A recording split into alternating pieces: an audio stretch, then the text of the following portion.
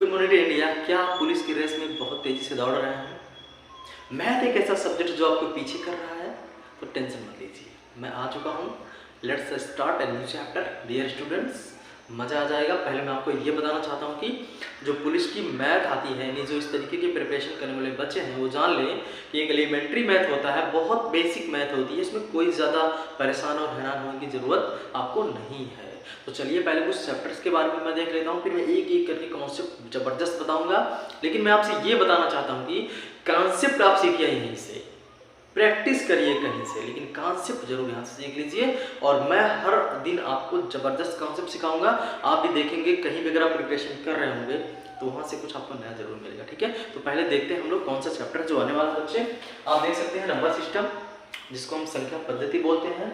और यहाँ पे सिंप्लीफिकेशन, जानते ही आप जोड़ घटाना गुणा का कॉम्बिनेशन होता है आपका सिंप्लीफिकेशन। मेरी बात समझ में आई क्या? सरलीकरण जिसको बोलते हैं हिंदी में बच्चे। डेसिमल एंड फ्रैक्शन आएगा, मतलब दशमलव, और फ्रैक्शन मतलब भिन्न। दशमलव और भिन्न के एक चैप्टर होते हैं, बहुत मजा आ जाएगा, पढ़िए। एचसीएफ एंड एलसीएम यानी लघुत्तम समापवर्तक और महत्तम समापवर्तक के क्वेश्चन पूछे जाते हैं।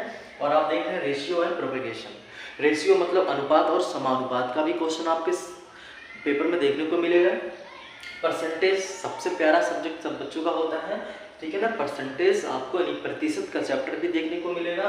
प्रॉफिट एंड लॉस, सभी लोग जानते हैं फायदा और नुकसान, राइट। तो आपके प्रॉफिट एंड लॉस से क्वेश्चंस आएंगे बच्चे। डिस्काउंट, डिस्काउंट का मतलब जो आप लोग बट्टा देते हैं, ठीक है ना, जो छूट देते हैं एक प्रकार से बट्टे पे, वो होता है डिस्काउंट। उसके बाद सिंपल इंटरेस्ट, साधारण ब्याज, सभी को पता है। कंपाउंड इंटरेस्ट, चक्रवृद्धि ब्याज बच्चे।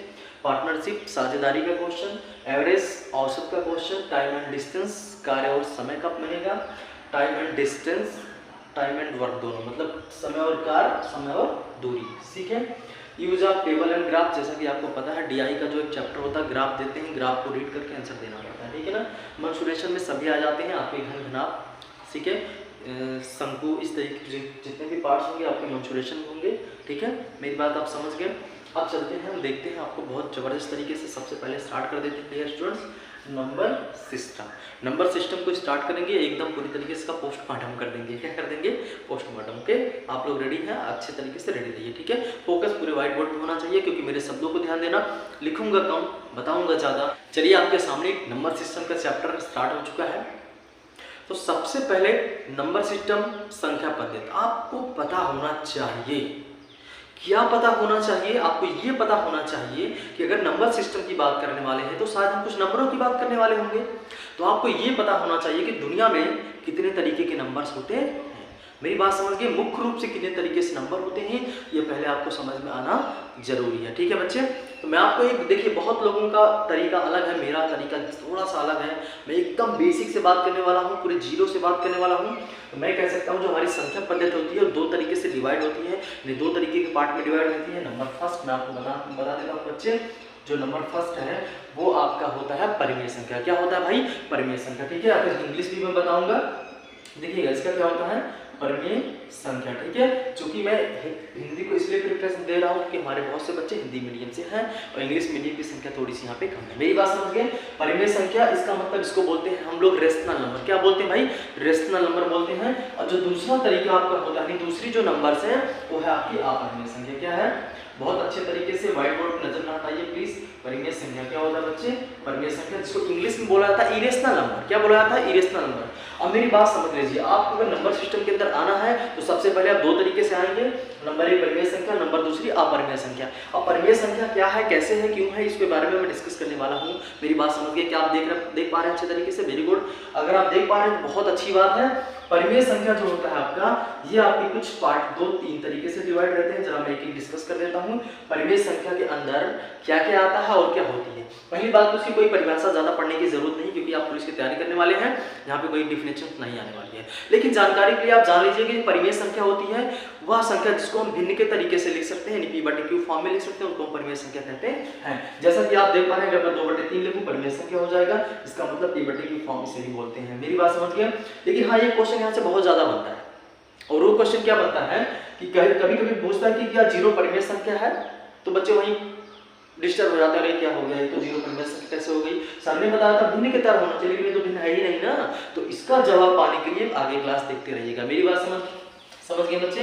अब देखिएगा, परिमेय संख्या समझ में आ गया, भिन्न के तरीके से लिख सकते हैं, मेरी बात समझ गए, भिन्न के रूप में लिख सकते हैं, क्लियर। अब देखो ये परिमेय संख्या जो होती है मुख्य रूप से आप देखे होंगे, आपने पढ़ा होगा प्राकृतिक संख्या। क्या पढ़ा होगा भैया?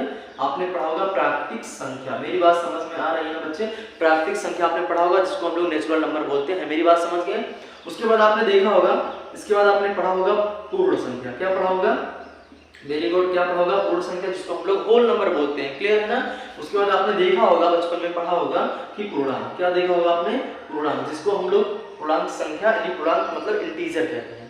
Natural number, whole number and integer. मेरी बात समझ में आई क्या? लेकिन आज जरूरी है इनको जानना, ये जानना बहुत ही जरूरी है आप लोगों के लिए। समझ लीजिएगा, प्राकृतिक संख्या वह संख्या जो एक से स्टार्ट होती है। कहां से स्टार्ट होती है?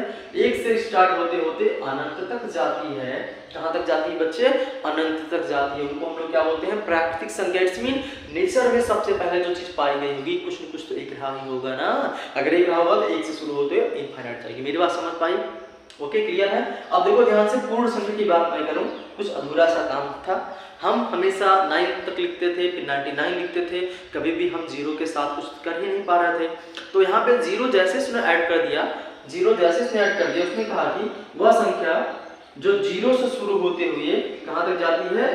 एक ही अनंत तक जाती है। मतलब एक प्रकार की ऐसी नंबर है जो हमें किसी के गिनने के काम में, किसी के जोड़ने के काम में इस तरीके का आती है ना, काउंटिंग नंबर भी बोलते हैं। मेरी बात समझ गए बच्चे? वह संख्या जो जीरो से शुरू होते हुए अनंत तक जाती है उसे पूर्णांक संख्या बोलते हैं। मेरी बात समझ रहे हैं? बहुत से बच्चे सोच रहे हैं सर ये क्यों बता रहे हैं भाई, अगर ये नहीं आएगा तो नंबर सिस्टम का कोई सवाल नहीं आएगा, पहले सुन लो, ठीक है। अगर हमें पूर्णांक की बात करूं, पूर्णांक बस कुछ भी नहीं है, ज्यादा बढ़ाने की जरूरत नहीं है। पूर्णांक आपका प्लस और माइनस जो नंबर्स होती है उन्हीं का कॉम्बिनेशन है। कभी -3 तो कभी -2 तो कभी +4 कभी +5। इस तरीके के जितनी भी नंबर्स आप पढ़ने वाले हैं, जितनी भी नंबर आपको मिलने वाली है, वो पूर्णांक होता है। क्या आप मेरी बातों को समझ पा रहे हैं?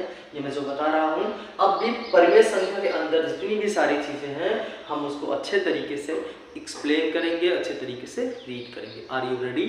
ओके, चलिए अब थोड़ी सी अंदर की बात करते हैं। कहाँ की बात करते हैं? थोड़े से अंदर की बात करते हैं। जब हम उसके अंदर थोड़ा सा आते हैं नंबर सिस्टम के अंदर, हम देखते हैं हमारे पास एक सम संख्या दिखाई। देखिए सम संख्या क्या होता है? सम संख्या मतलब वह संख्या जो 2 से पूरी तरीके से विभाजित हो जाए, जो 2 से पूरी तरीके से कट जाए, उसको हम लोग सम संख्या कहते हैं। मेरी बात समझ गए? विषम संख्या क्या होती है? वह संख्या जो 2 से पूरी तरीके से ना कटे, मतलब 2 से कटे ही ना, 2 से कटे ही ना, उनको हम लोग क्या बोलते हैं? विषम संख्या बोलते हैं। क्या बोलते हैं? विषम संख्या। अब देखो अभाज्य संख्या क्या होती है? बहुत ज्यादा कंफ्यूजन है इसमें, इतनी ज्यादा परेशानी है कि क्या बताऊं मैं आपको।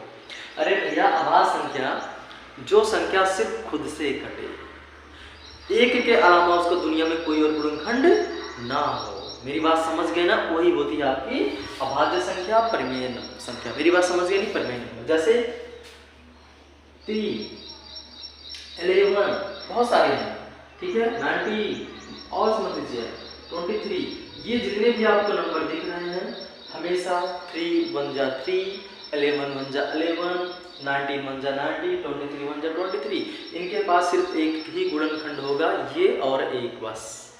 मेरी बात समझ गए ना? मैं सीधे सीधे कह सकता हूँ, वह संख्या जो सिर्फ खुद से कटे उनको हम लोग क्या बोलेंगे? Prime numbers. राइट? समझ में आ गया? क्लियर बच्चे? तो थोड़ा सा और चलते हैं, हमें 2 चीज़ इंपॉर्टेंट दिखाई देगी जहाँ से क्वेश्चन बनते हैं।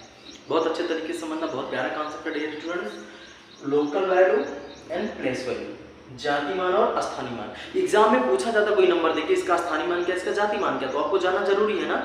तो अगर जानना जरूरी है तो उसको ध्यान से देखिएगा। लोकल वैल्यूज का मतलब होता है जाति मान।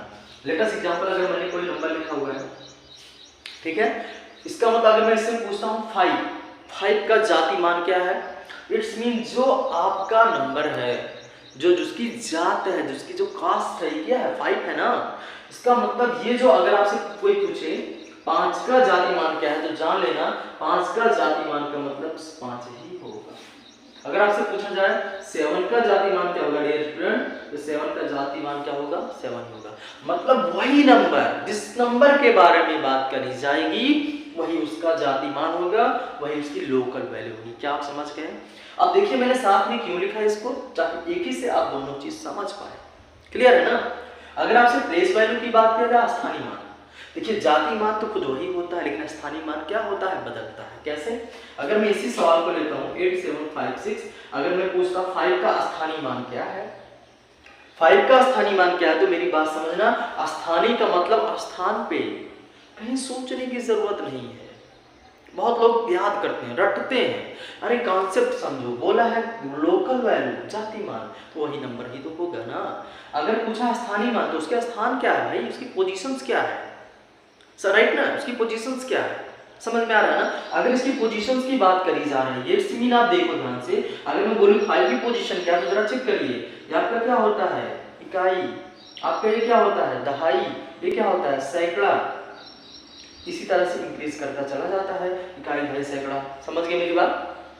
अगर ये 5 इकाई दहाई के पोजीशन पे है, इसका मतलब हुआ दहाई का मतलब क्या होता है, 10, इसका मतलब जो इसका स्थानीय मान है वो क्या हो गया, 50।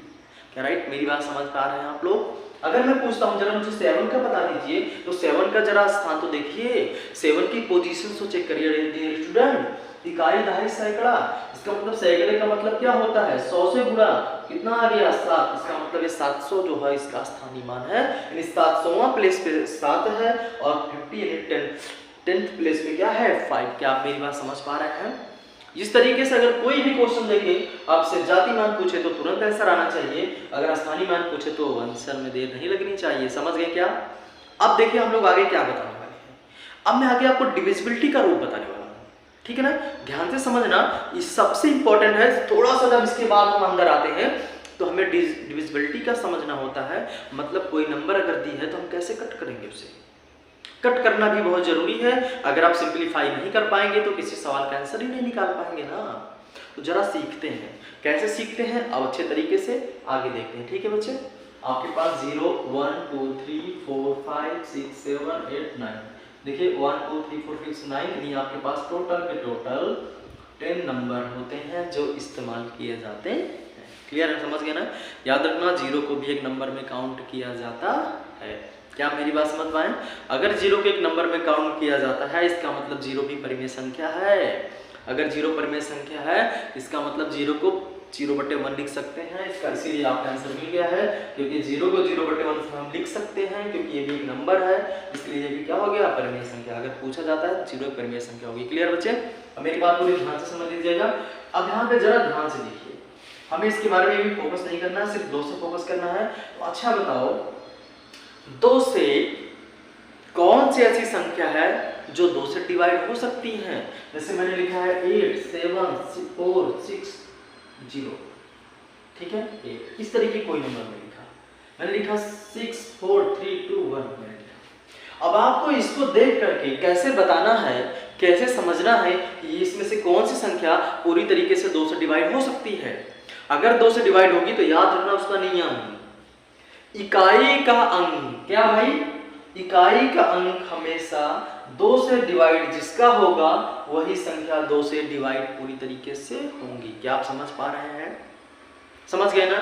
लेकिन अगर इकाई का अंक 2 से नहीं डिवाइड होगा, वो संख्या कभी भी 2 से डिवाइड नहीं हो सकती। इसको आप डिवाइड करके देख लीजिए, 2 से 2 4 जा 8 2 3 6 2 7 14 2 3 6 0 2 4 8, देखिए पूरी तरीके डिवाइड हो गई कि नहीं। बात मेरी समझ पा रहे हैं ना।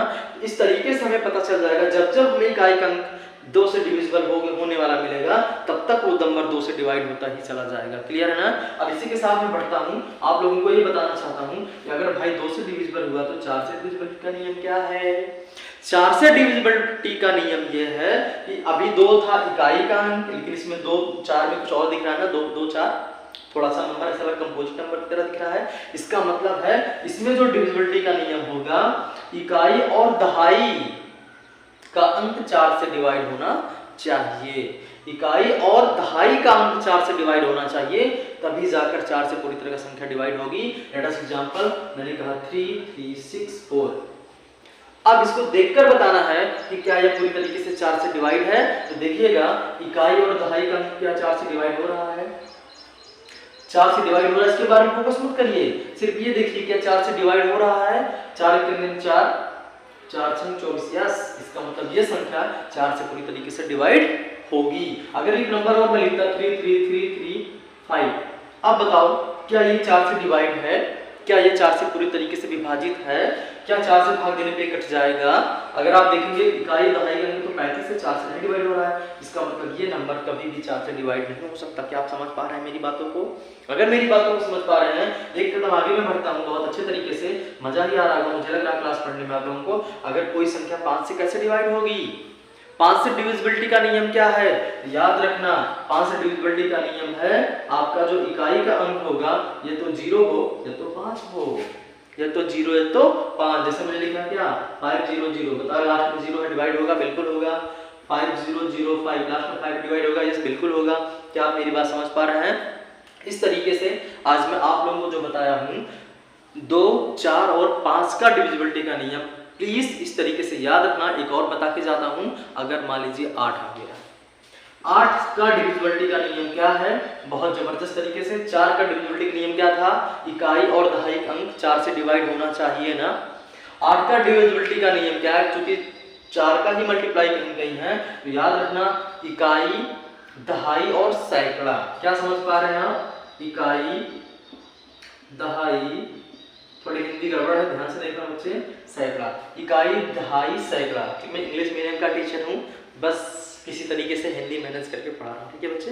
मेरी बात ध्यान से समझना, इकाई, दहाई, सैकड़ा, इट्स मीन मेरी बात पूरी तरीके से समझ लेना कि वह नंबर जिसके इकाई, दहाई, सैकड़े का नंबर 8 से पूरी तरीके से डिवाइड होगा वो संख्या क्या होगी? 8 से पूरी तरीके से डिविजल होगी, राइट? कैसे? जिसमें लिखा 3365। मेरी बात समझ रहे हैं ना? अगर मैं यहाँ पे लिख देता हूँ 816, तो आपको ध्यान से समझना है, पहले इसको देखना है। क्या इसको आप देखेंगे? बिल्कुल नहीं, सिर्फ इसको देखो, इकाई, दहाई, सैकड़े को देखो। क्या ये 8 से डिविजिबल है? 8 1 जा 8, 8 2 जा 16, यस। इसका मतलब ये संख्या 8 से डिवाइड होगी। क्या आपको समझ में आया बच्चों? इसके बाद जब मैं मिलूंगा ना तो बहुत जबरदस्त ऑड नंबर वाले कॉन्सेप्ट की बात करूंगा। अभी तक लगभग मैंने इवन की बात करी है, 5 को छोड़ दिया जाए तो मैंने इवन की बात करी जो मेरे सिंपल थे। अभी मैं जब मिलूंगा तो बहुत जबरदस्त तरीके से डिविजिबिलिटी का रूल बताऊंगा, 3 का, ओके, 6 का, 9 का, 7 का, 11 का, फिर मजा ही आ जाएगा। ठीक है, क्लियर बच्चों? आई होप आप लोगों की ये कॉन्सेप्ट की क्लास अच्छी लगी होगी। अगर अच्छी है तो कमेंट बॉक्स में प्लीज़ कमेंट जरूर करिएगा, लेकिन मैं वादा करता हूँ एलिमेंट्री मैथ इस तरीके से बता दूंगा ना कि आपके पुलिस वाले एग्जाम में 1 नंबर बाहर से नहीं आएगा। कॉन्सेप्ट जबरदस्त वही रहेंगे, बस थोड़ी प्रैक्टिस करनी पड़ेगी आपको, कहीं से भी प्रैक्टिस करिएगा।